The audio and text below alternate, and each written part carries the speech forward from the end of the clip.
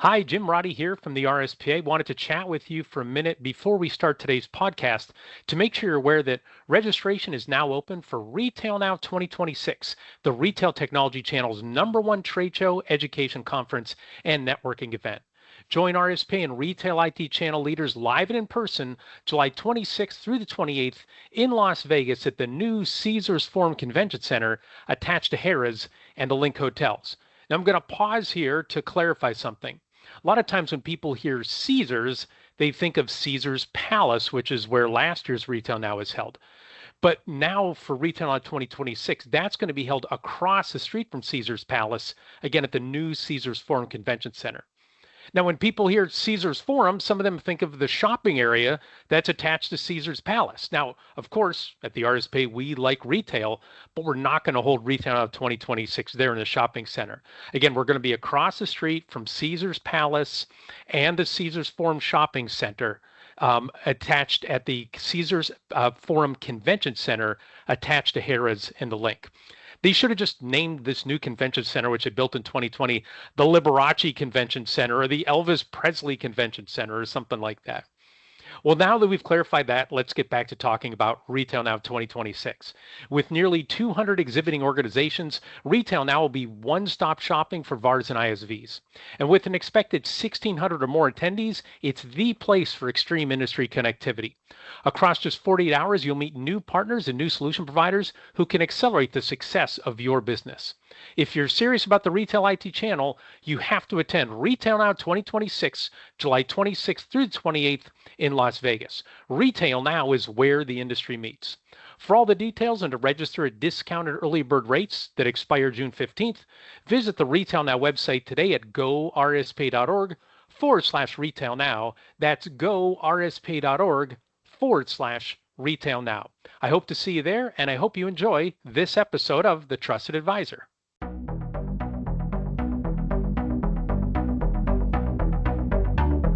Welcome to another episode of the Trusted Advisor podcast and video series powered by the Retail Solutions Providers Association. Our goal on the pod is to accelerate the success of today's and tomorrow's leaders in the retail IT industry. I'm Jim Roddy, back with you again. Thank you so much for joining us. As always, we talk with leaders in the Retail IT channel about their leadership journeys and what they've learned along the way. It gives me great pleasure that in this episode, we'll talk with Mark Morgan, ScanSource's newly appointed president of Specialty Technologies. Mark has been instrumental in ScanSource's evolution from a traditional distributor to hardware, software, cloud, and connectivity. He joined ScanSource in 2003 as VP of Sales for the barcode and mobility business, and since then he's held several leadership roles, including VP of Sales for the former communications business, President of Intelisys, and President of Global Strategy. Mark, you and I have had many conversations behind the scenes over the years. It's great to have you on the Trusted Advisor. Great to be here. Thanks for the invitation. No, happy to do it. So I gave a very brief description of your path to become president of ScanSource Specialty Technologies. Can you share with us the more detailed story? How did you come to ScanSource and then your leadership journey inside the organization? Great question. It's good to see you again. It has been a while, even though we've talked over the years. It's good to be back in this business. If you go back career-wise, coming out of college, I started out in construction products distribution, and that role expanded. I did that for about 14 years, and then I got the dot-com bug. And in '99, I decided to. It was interesting if you go backwards and think about what was going on. I still remember the sound of a 9600 baud modem. Mm-hmm. And when the internet came around, as everybody, you were either playing around with AOL. Yahoo was one of the early things to come out. I got that bug, and in '99, I invested some money in a dot-com startup. Did that for a couple of years, and I ended up on the wrong side of in the dot-com heyday. And around the time of, I guess in early 2003, a guy that used to work with me in the dot-com, he got a job at ScanSource, and Well, he had a job. I didn't. I actually did, but it wasn't a real job. I was doing contract work selling software um, into the oil and gas industry in the Permian Basin and up in Ponca City, Utah, or not Utah, Oklahoma. And it was contract work, making a couple $1,000s a month, and I was painting houses with two girls in private school, a mortgage, all of those things. And my friend that I used to work with is a guy named Van Thomas. There's a number of people that may know him. He worked here for quite a while. He was one of our business development reps. And he called me up one day and invited me to lunch. And I was having one of those, what have I done with my life moments? And I said, how's ScanSource? And he was a great company. And I went out to their website and just Googled job, or I don't know if it's Google, probably Yahoo. I don't know how I got there back then, but I pulled up jobs and I said, hey, man, what's this VP of sales role? And he said, well, they just opened that up today. He said, and he gave me a brief description. I said, will you pass off my resume? And it's probably 2 months later, I got an interview, came in at 11 on a Wednesday morning. And at 6:15, I was standing in the parking lot talking to Mike Bauer about the tires on my truck, of all things. But the one thing that I believed that day was, wow, if I don't get this job, I want to get a job at this company, because it was it was a lot of energy. I believe they had a great story or great strategy, and definitely had a great story. And ultimately Mike hired me. I was the first executive that was hired outside of the company. I was really his first VP of sales in the point of sale and barcoding division, because back then in early 2000, Mike was still president of ScanSource POS and barcoding and CEO of the company. So I had VP, or I had big shoes to fill. It was tough because this was his baby. It was the founding business unit. Mm-hmm. And what I always heard from Mark or from Mike, and I still do today, is don't screw it up. But, that's how I got here. And, the best thing about Mike and ScanSource is it gave me an incredible opportunity and allowed me to, maintain an entrepreneurial spirit. And it's been great for me. It's life-changing for me. Yeah. And my family. Thank you for that. And so, your most recent position, right, was as president of global strategy. And our listeners might think, well, that could be anything. But it's been very much the last 11 years you've been doing a lot of in the acquisition space and really expanding ScanSource from that standpoint. Can you give us a little bit of glimpse of what that was like in terms of all the due diligence, the actual acquisitions and everything that was involved there? I'm curious what role, you played in that. Well, can I go back to where that started? So it started in 2015. I was in the point of sale and barcoding side of the business as VP of sales from 2003 to 2012. And in 2012, I moved to our communications division. And, the interesting thing about that, if you go back to that time period as a distributor, if anyone asked us, what is your cloud strategy? I would go, I'm waiting on Zebra, or I'm waiting on NCR, or I'm waiting on to tell me what their strategy is. Because a lot of times that's distribution. They're not only are they supporting the channel, but they're also executing on the strategy of their suppliers. And, so the thing in comms that I saw right away was that it's the first piece of our business that was truly being impacted by cloud. And, I had a 3-year run in that business segment. We tripled the size of that business in 3 years, but it was very clear that the heavy on-prem equipment was heading south. It was interesting. The big PBX hardware was rapidly declining, but the number of units of desktop phones, of voice over IP phones, was it was a hockey stick.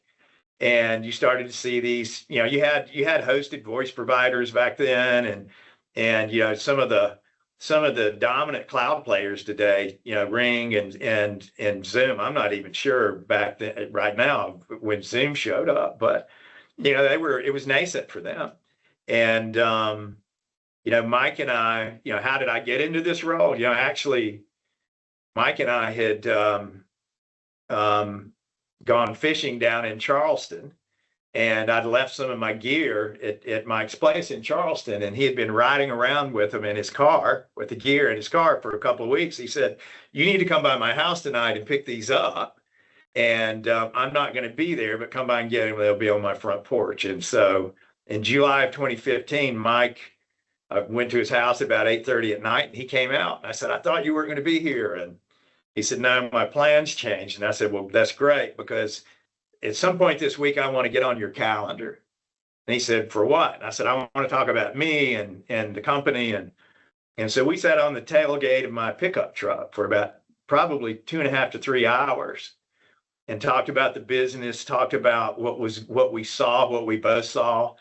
And he said, "Well, what do you want to do?" And I said, "I want to go figure this out." I had this naive belief that I was going to build our cloud strategy. And he gave me the opportunity. He said, "Okay, let's go do it." And it didn't give me a lot of guidance. It was pretty much free form. And Mike's office is right over here, just right across from mine. And he kicked me out of the office. He subleased office space in downtown Greenville and said, "You're going to go down there and you're going to be on your own." He said, "I'm going to give you Greg Dixon, and I'm going to give you a guy named Lynn Paramore, who's from our finance side. And you're going to get out of here. I want you to detach yourself from physical devices." And, away we went. I can remember on the first day, my oldest daughter, who by the way, at the time was working at NCR, channel manager at NCR. She called me up and she said, "Daddy, what are you doing?" This is day one. And I said, "Well, I'm getting started." And she said, "No, what are you doing?" And I said, "What are you asking me?" And she said, "We don't understand it." She's talking about her mother and her sister. "We don't understand it. You used to run this business, and you always had a large team of people. And not only are you by yourself in downtown, but you're also not in the corporate office. What did you do?" So they Right.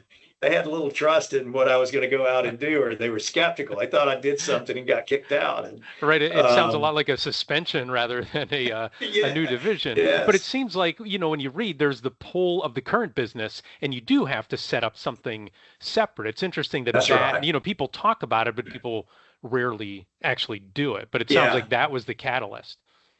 Yeah, and I think that was, I think it was a brilliant move on Mike's part, because it did allow me the luxury of being able to clear my head, and think about it in a different way. Um, so I can remember the very first thing I did is said, "Okay, what are we challenged with as a business, and what are we challenging ourselves to do?" And you know, these are just a few of those data points, but um, everybody faces this. The channel faces this. They were facing it then. We're still facing it today. Is number one, you know, how do you, especially as a distributor, how do you maintain a certain level of independence? We tend to a lot of times market multiple brands and execute the strategies of the brands that we sell. But how do we go to market as a distributor and continue to enhance our unique value proposition? You think about it, we've all of us in that from a distribution perspective, we call ourselves value-added distributors. We still do today. But value is something that is not infinite. It's finite. You have to continue to reinvent it. And so one of the things that I started with was, what are we challenged with? Made the list of those, and then said, what are we challenging ourselves to do? And I think the very first bullet on that challenge, what we challenged ourselves to do, was tied to, we need to diversify our revenue streams and profit pools, and we needed to enable our partners to do more. Meaning, there's I thought about this before our call this morning. One of the things that I can remember happening back in 2007, 2008 timeframe is the footprint of point of sale started changing. Now, I can remember when Restoration Hardware took IBM out of all their stores and gave iPads, and a lot of people thought that was going to be a fad. So a lot of what are we challenging ourselves to do is find adjacent markets, find adjacent technologies. And the big one was, hey, we've got to develop a cloud strategy. And what I soon realized is that, our view of what we thought cloud was, or what I thought it was not what I thought it was. And but where I was able to make good decisions was basically a strategy that is about, where are we going to play? How are we going to win? And it starts with the core. What's your core business today? And what's required? What's required to play in the core business? What's required to win? What are the capabilities we need? What are the resources? And then looked at it from, what are the adjacencies? What are the adjacencies to what we do today? And if you think about the retail point of sale space, you could think about the mobility space, or you could think about the comm space. There's just there's a certain number of adjacent markets out there. There's a lot of adjacent technologies, and I use that as a framework to start doing research. And I spent a lot of time. I had resources. We leveraged consultants. We leveraged PwC. We leveraged a number of independent consultants that were instrumental in a lot of the decisions we made. Guys that feet on the street and out in Silicon Valley, that in places that we'd never played before, and it helped us gain a big framework. But or a great framework we're still using today. But the thing about the strategy in M&A space is there's a lot of highs and lows, and it's you have to thrive on ambiguity, and it's a little bit lonely at times because it's not a huge team. You bring people in, for example, if you've got some M&A targets, as you find the one you want to work with, it just accelerates. And we bring people in from the organization, finance, et cetera. Right. And you're doing the diligence, and you get right there, and then all of a sudden the deal doesn't happen. So it goes right back down, and you start over again. And you go home, and your wife says, how'd it go? And it's like, don't ask. And right. And that's a lot of people think it's glamorous. There is some glamour if you win a deal, and there's even more glamour if it turns out to be the right deal.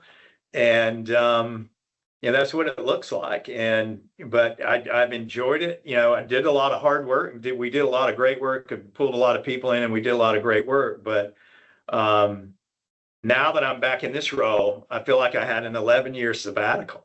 Mm-hmm. But you were seeing other things, and that's what I'm curious. So for our listeners, we're going to talk today about transitions, right? And so channels in transition, companies in transition, leaders in transition, because that's going to impact all of our listeners and viewers at one point or another. So Mark, when you look back at seeing those channels in transition, right now you're, back in this space, but you've seen all these other ones. Like, what's the biggest learning that you've had from having a front row seat to all those different transitions? What's the biggest takeaway for you as a leader? Well, from that 11 years, the biggest takeaway for me is you have to always keep your eye on where the market is moving. Let's go back to the early 2000s. I think the average hardware refresh rate back then was probably 5 to 7 years. Mm-hmm. I think that's probably, generally, at least in point of sale and even in mobility, the refresh rate is a lot faster now. In some cases, the devices are refreshing at the rate of software upgrades. I mean, think about your phone. How many apps do you have on your phone, and how often are those apps updating? And one of the biggest learnings is that you have to keep your eye out on the market. You have to stay focused on what are the market adjacencies. How is technology today? What are the new markets it's impacting? Point of sale is mobile in a big way. I mean, you can go to a flea market, you can go to a festival, and it's so easy to pay. I mean, it's payments is fintech is one thing, but the thing that is just really important to me and to this business is we have to always focus on adjacent markets, but also look out a step further into where the innovation is really happening. And back in 2000, me and a coworker put together about 120-page strategy document, and it took us about 6 months to put it together. And it was for every tech segment in the business. And we leveraged the where to play, how to win strategy. And it's really just a grid that starts with the core of your business, moving to adjacencies and moving to innovative products and markets. The one thing that was perfectly clear, and we really didn't even have to do any research on this, because it was very apparent that the one commonality across all of our technology segments, once you get out into the innovation phase that's coming straight at us, it's AI. And what's it going to be after that? Is it going to be quantum compute? What's AI going to do to a device? What's it going to do to industries? That's where I've spent a lot of the past 6 years is better understanding the speed at which markets change and the impact on our business and what do we need to be doing. And so I don't know if that's the answer you were looking for, but that's how I approach it. No, that's helpful. Like you're talking about, the big question has to be always, where is the innovation happening? And then I'm curious, how do you translate that into specific actions, or how have you? Because I remember you mentioned Greg Dixon, the former CTO, now retired for ScanSource. We talked, I don't know if it was like 10, 15 years ago, it was under an NDA at that point, and it was about ScanSource adapting to the future. And I'm curious, can you talk about the company transition in terms of how you plan for it, right? Because you can only see innovation out so much and then adapt along the way. And that's what I'm thinking is the challenge of a lot of our viewers and RSPA members, right? That they don't have some team or they can't bring in those consultants. So they have to see as far out as they can go and then adapt. I'm curious how you did that. Is it something you would do 6 months at a time, or how did you do that? I'm just curious if you can give insights into that. We basically broke it into 3 pieces: near term, midterm, long term, 5 years out. And, if you remember, Greg Dixon was a big, we've done a lot of things at ScanSource that were too soon. And we spent a couple $1 million in the early 2000s on an RFID lab at our warehouse and back then in Memphis. I don't know if you remember Solution City. It was great, but it was probably a little bit too soon. Same thing with Sumo. Do you remember when I do remember Sumo? Yes. Yeah, and a lot of those were Greg's ideas. And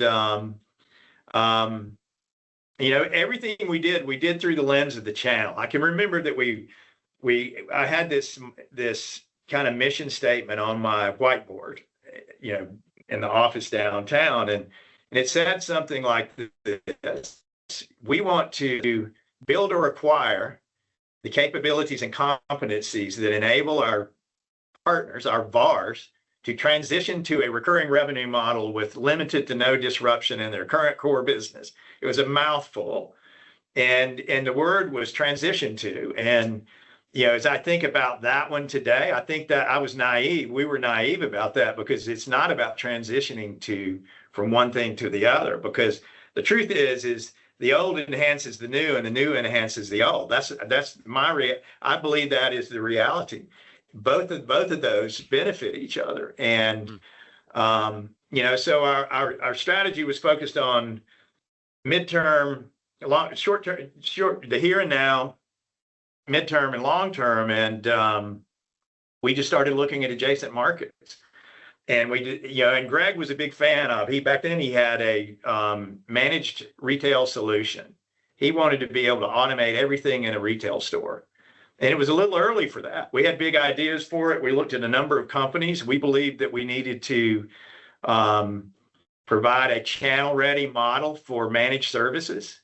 We believe we could be a big managed service provider and provide a channel-ready model to help more partners expand their business. Everything that we did and still are doing it was designed to help our partners do more than they're doing today, because if they're allowing someone else in the door, because there's a capability that they don't have, then they're allowing a competitor in that could potentially take over their business over time. And so when we didn't stumble upon it, I already knew who Intelisys was at the time. Here's what we realized. We realized it was going to be too expensive, and there was really no one to go out and acquire back then that had a channel-ready MSP model. There was a company called Continuum, but it would have been a very big acquisition, multiple millions of dollars, excuse me. And as we were going through our research, we locked in on the back then it was called the master agent model. Today it goes by TSD, and Intelisys. And there were basically three TSDs that we zoomed in on. Intelisys went to market very similar to how we've always gone to market. They supported partners the way that we've always supported partners. And the cool thing about it's a completely different transactional model, but it opened the door for, we believed, our partners to do more without having to make the investments that you have to. The interesting thing about it, the rules are not the same in that world versus the hardware world. Over here, you have to get certifications. You got to have the right technical staff. You have to continue to invest, and you have to have the ability to finance end users, et cetera. And in the agency model, it doesn't work that way.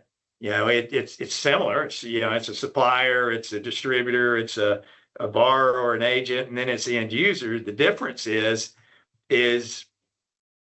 when contract time comes, the contract is between the supplier and the end user. And Intelisys, although they've enabled a lot of agents and even VARs over the years, there's over 4,000 active partners in our Intelisys business, and over a third of those are VARs. Intelisys, we distribute cash. We take the commissions from any of those deals and distribute a percentage of those commissions back to the partners. And so it was a great line card. That's a big piece of the transition of ScanSource to become who we are today. And it was a relatively small business back in 2015, and it's more than quadrupled. I think today we're a little over $3 billion in top line billings in that business. But foundationally, that's where we started, and we made subsequent acquisitions after that. And but the framework was all tied to, where do we think the market is going? What do we believe our partners need today, and how can we make it easy for them to go do that? And in a large percentage of our base, we've done that, but we still have unfinished business there, in my opinion. Yeah, but it sounds like the guiding principle wasn't, hey, we are a POS and AIDC distributor. It's answering those questions. What can we do for our partners? Now, you said a phrase just a bit ago that the old enhances the new and vice versa. And then you and I talked before we recorded today. And when you said about adjacent technologies, you were enthusiastic, but you specifically said adjacent to advance, not abandon. Right. You're not abandoning your current offering. Can you expand upon that? Because I think that's important for our members and our listeners to understand. Like you said, it's expanding what you have. It's not necessarily, there might be some things you don't do anymore because, the world has moved on from that. But can you talk more about adjacent to advance, not abandon? Yeah, I think ScanSource has always been a specialty technology distributor. We're not broadline. Point of sale and barcoding, we're an inch wide and a mile deep in that business, but we've always been an inch wide and a mile deep in the markets our customers serve. And so you can apply that to the communications business. You can apply it to our physical security business. You can apply it to the network business. But the unique nature of cloud, I mean, if you think about it this way, the foundation of everything technical today, in my opinion, is the network. If you don't have the network, Yes. you may not have sold the network, but you need the network to do it. Today, Greg and I would talk about that all the time. Whoever owns the network owns the customer. Like that's the reality. That's right. Yeah. Yeah, and it's the rails that the train runs on, is what Greg used to say. And so in that Intelisys business, there's a lot of cloud products, but there's about probably $1.5 billion of network that on an annual top line, on an annual basis, that's running through our business today. And so regardless of the tech segment, everything that we did was focused on technologies that were adjacent to everything that we sold. Yeah, yes, the network. Think about the mobile devices. We sell a lot of ruggedized mobile devices. We made a couple of acquisitions to enhance the value of that device. We've got a unified SIM that we can put in mobile devices that allow our partners to generate recurring revenue from. The cool thing about of where we are today, I don't have it here. I was going to pick my phone up, but if you think about a ruggedized mobile device that the FedEx guy comes to your door with, and it's today there's cloud contact center applications running on those devices. So for me, I think that the acquisitions that we've made are not about any one specific business. It's not about communications. It's about everything that we sell. And because the way technology is used and the way that software can run on all these devices today, there's so many different applications that I like to say this. I like to say what we've done over the past 11 years is about enhancing the value of the device for our partners and for our suppliers. But our suppliers are looking for new streams of revenue as well. And one of the things that we found that's very interesting is customers can be suppliers and suppliers can be customers. Mm-hmm. And so this idea that distribution is still a linear model, I don't believe that it is anymore. And it's hard for a lot of people to understand, well, how does that work? And even internally, it's hard for people to understand, well, you sound like a lot of people, I try not to use buzzwords, by the way. One of the words is ecosystem. The other one is orchestration. But I think we as a company, we got to do a better job of helping our customers understand who we are and what we're capable of today. Yeah. But I think that's the opportunity for us and for the opportunity for our channel partners. And I've got a question about that, but first we're going to pause to let our listeners and viewers know about the Retail Solution Providers Association. RSPA is North America's largest community of retail technology VARs, software providers, vendors, and distributors in the retail, restaurant, and grocery verticals. To accelerate your success through an RSPA membership, email membership@gorspa.org. Also, I want to say thanks to these channel-focused companies who support the RSPA community and make this podcast and video series possible. Our gold sponsors are Blue Star, CoCard, Epson, Global Payments, and ScanSource. And finally, want to make sure you're aware, registration is now open for Retail Now 2026, the Retail IT Channel's #1 trade show, education conference, and networking event. This year's event is set for July 26th through 28th at the new Caesars Forum Convention Center in Las Vegas. For more information, visit gorspa.org/Retail Now. Retail Now is where the industry meets.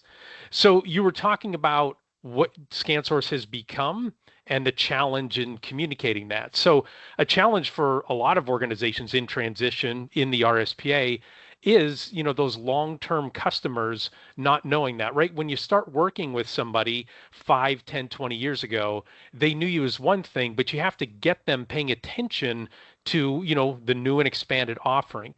So Mark, can you talk about that challenge that you have at ScanSource? Because I think the VARs and ISVs listening will be able to draw some parallels in their own organizations. If you look at I think what made us successful also hindered us a little bit over the past couple of years. I don't want to call it silos, but that's probably the best word to use. We had a point of sale and barcoding division. We had We had Catalyst Telecom, then we had ScanSource Communications, and then we had ScanSource Physical Security and Cisco. And one of the challenges when you go out and make, we acquired Intelisys. We acquired a company called RPM Software, which is basically a platform for managing recurring revenue and commissions management and contract management. That was adjacent to Intelisys. It helped make us stronger. Our competitors even use that platform. Then we acquired a company called Kingcom, which expanded our Verizon business. We acquired Inti, which was a SaaS platform company based out of the UK that allowed us. We now have, we recently rebranded Inti as Channel Exchange, and it's our marketplace and SaaS platform. Got us into the Microsoft business. We acquired Advantix, we acquired DataSoom, we acquired a company called Resourcive. If you're inside this building, we got monitors, we got big 65, inch monitors on all the walls, and there's a lot of logos up there. And if you're in point of sale, I'll walk down with the aisles, with some of the sales reps and say, "Tell me what that is."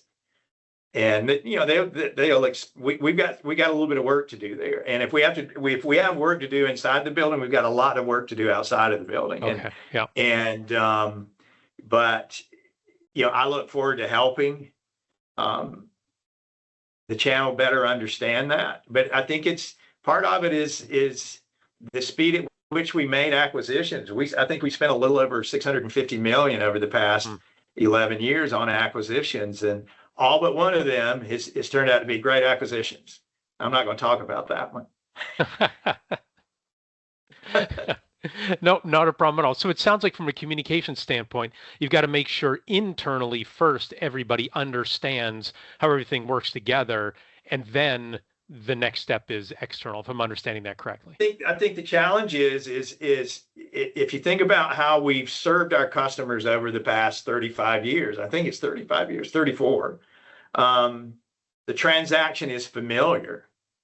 And we've got to do a better job of making the transactions a little more familiar, because if someone calls us and we answer the phone in less than 4 rings and we can tell you price, availability, and 99.987% of the time it ships out when we said it was going to, and that's a factual statistic.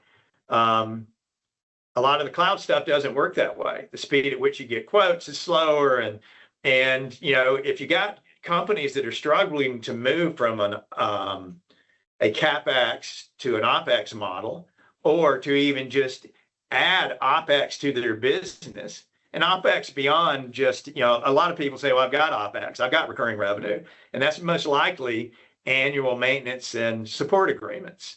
And there might be other services that people have, but the pure OpEx play it's a different sales motion, it's a different compensation motion, and we've got to do a better job, and we are doing a better job of making those transactions or those engagements more familiar. But when you can answer a question like that, but then somebody wants a quote on 20 locations for network, and it takes the carrier 2 weeks to get a quote back, people, the great thing about the RSPA channel and our other channels,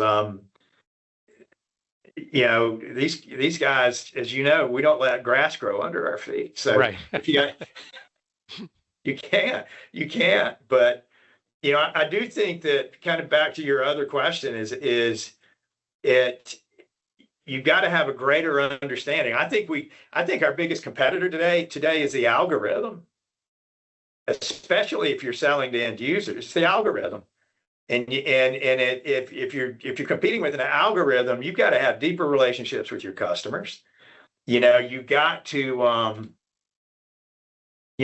focus on the ideal customers, and those are the people that want your advice and want your support, because we're at a moment in time, and I know this factually because on this agency side, where those guys early on, and COVID drove a ton of growth there, and I think COVID drove a lot of growth for the channel in general, but in the agency world, I think McKinsey said it, that 8 years of demand was pulled forward in a period of 18 weeks. There were a lot of people that won a lot of business, and the agency world did as well. But I do believe we're at a moment in time where suppliers are expecting more of partners.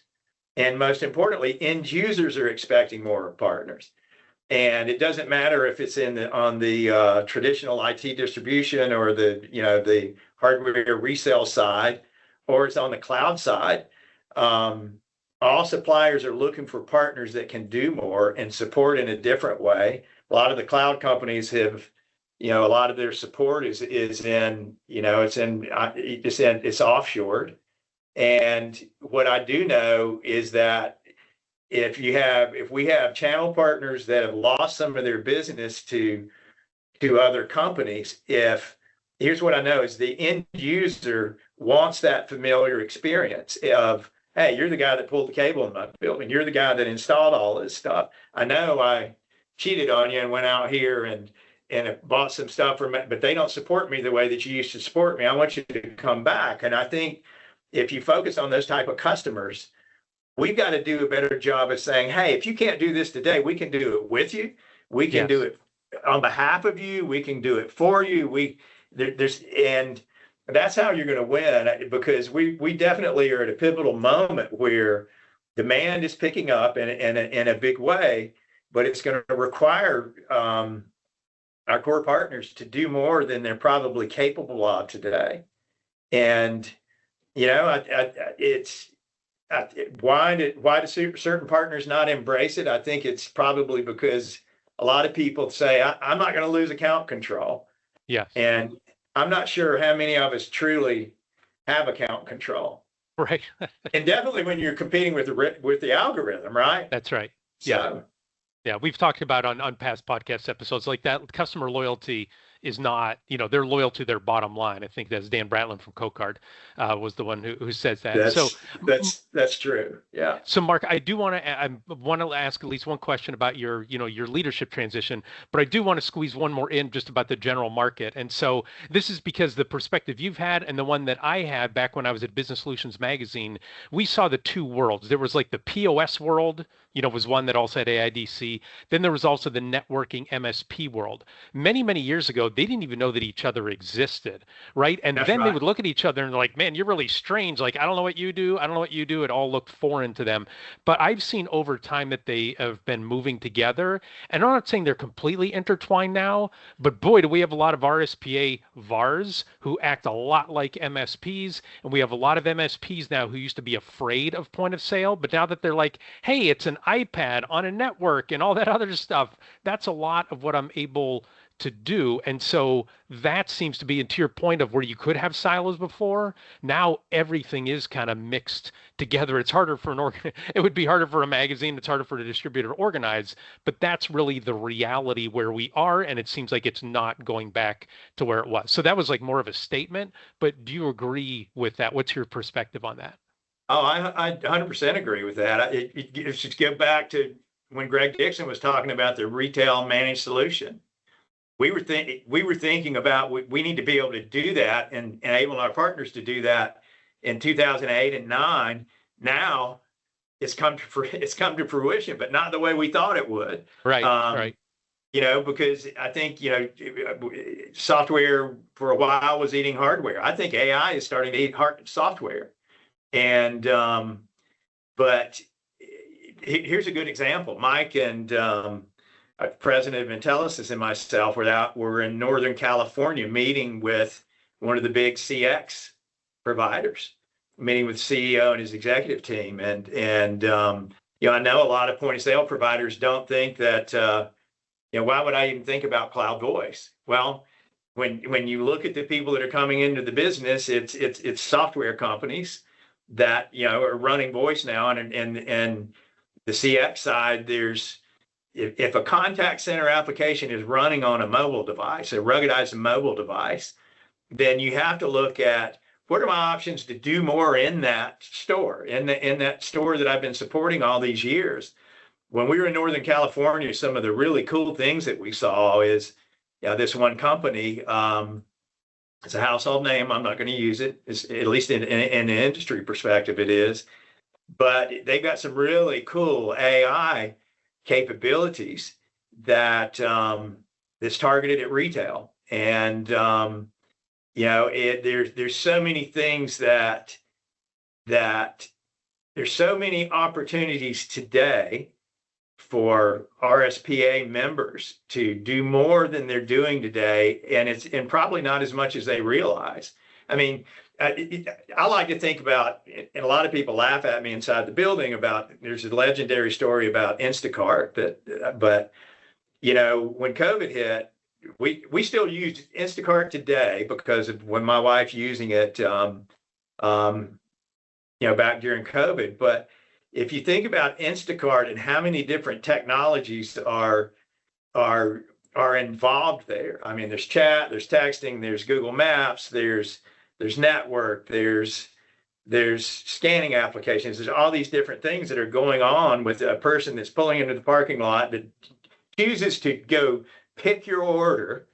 And so I think you're going to see more and more of those type of, I don't want to say invasive, but just potentially disrupted things happening. And, if you've got a customer that is the ideal customer, that's relying on you for information and advice and basically the vision of how can I continue to grow? Because end customers are competing with the algorithm just as we are. And there's so many things that we do today, and there's so many things that your membership can do now that were kind of unreachable or unthinkable 5 or 10 years, at least 10 years ago, but even 5 years ago. But I think that's the thing, is you have to keep looking down the road. You have to keep looking for partners that can help you do more. And that's what excites me, because there's no doubt that Greg and I were intentional about anything that we do. It's got to be about the channel. It's got to be about helping our partners do more. And that's where, when I say I've got unfinished business, is I want to really accelerate people understanding how we can help them do more. Because we don't, if the channel grows, we grow. And nothing happens unless we help somebody sell something. Yep. Yeah. And it's still that's the one thing that's never changed. Yes. Over the past 30 years. Yes. Amen. Amen. And that's we have a guideline at the RSPA. We don't just say, hey, we have 750 members. We're looking for hungry, high initiative, growth oriented, because that's what's going to make everything work together, not necessarily somebody who's, just, I'm not looking to do anything different. So Mark, we've only got about 5 minutes left. I want to talk about your personal leadership transition. What do you see as your top leadership challenges in this new role that you have? That's a great question. I think one of the biggest challenges I have is it's an internal and an external challenge. It's how do we help our people understand that we can do more for our partners than we're doing today? And how do we quickly drive that message into the channel and help the channel take advantage of it? I mean, I think anything that negatively impacts our partners impacts us. There's a lot of industry consolidation. There's a lot of competitors for the channel that are that's happening through roll-ups. You got people getting larger. If you go back to the early 2000s, what was the channel concerned most about? E-tailers and the big e-tailers, and that was the word. They weren't calling it direct marketers back then. And I think that's still a challenge. We worked hard back then to make sure that suppliers rewarded value, and I still think that we're at a moment in time to where suppliers are going to reward the partners that are providing more value than they are today. And there's so many devices in the channel today that rely on something else to help those things enhance the value of the solution. So it is about solutions and doing more. And I think that's the biggest challenge, but it's more of an opportunity than it is a challenge. We've got all the pieces. And we just got to make it clear. We've got to make the transaction feel familiar for our suppliers and our partners, and go out and execute it. And that's, I might be, I've lost a lot of hair over the years, but I still got the energy that I had when I was 30 or 35 years old. And I love what I do. I love supporting. I love the channel. It's going to be, I've seen a lot of familiar faces that I haven't talked to over, in quite a while. And, I'm really excited and looking forward to re-engaging everybody. We're excited to have you back. And it seems to build upon that challenge that you mentioned. It's do more, but then there's more what, right? It's not just one or two options out there. There's 1,000 options, right, of what direction a VAR or a solution provider can go. And that kind of sounds like what you're saying is you have to be helping kind of interpret or steer your partners in the right direction. They've got to move forward and do something, but it's more what, and help them make those choices. I'm glad you brought that up, because Mike and I were talking about this yesterday. We're going to re-engage the RSPA channel from the perspective of being an inch wide and a mile deep. But with everything that we've learned and everything that we've acquired over the years, we're gonna invest in people and tools and processes that help us to not just talk about it, say, hey, why aren't you doing this? No, we want to be able to sit down and build business plans, align our resources that we have. We have a ton of resources that need to be realigned around this group. And we're definitely going to do that. Brenda McCurry was in here right before this call. We're doubling down we're reigniting and doubling down on the RSPA channel. We definitely are. So we're looking forward to doing that. And we look forward to working with you on it, because again, I know you haven't been to Retail Now in a bit. I think you're going to find a very interesting, like I said, that hungry, high initiative, growth oriented. There was the old, there's the POS guy who just, sells the one thing and it's the same thing over and over. Very, very few, if any of those exist anymore, right? It's very much high initiative, growth oriented, and innovative as well, right? We see a lot of folks who are developing their own software or putting together these very interesting solutions. So I look forward to that. Same here. Excellent. Well, that does it for this episode of The Trusted Advisor. If you enjoyed our discussion, be sure to subscribe to the RSPA YouTube channel and the Trusted Advisor podcast so you never miss an episode. Before we go, big thanks again to Mark Morgan for sharing his wisdom with us today. Thanks also to RSPA Marketing Director Chris Arnold for his production work, Joseph McDade for our music, and last but not least, thanks so much to you for listening. Our goal at the RSPA is to accelerate the success of our members in the retail technology ecosystem by providing knowledge and connection. For more information, please visit our website at gorspa.org. Thanks for listening, and goodbye, everybody.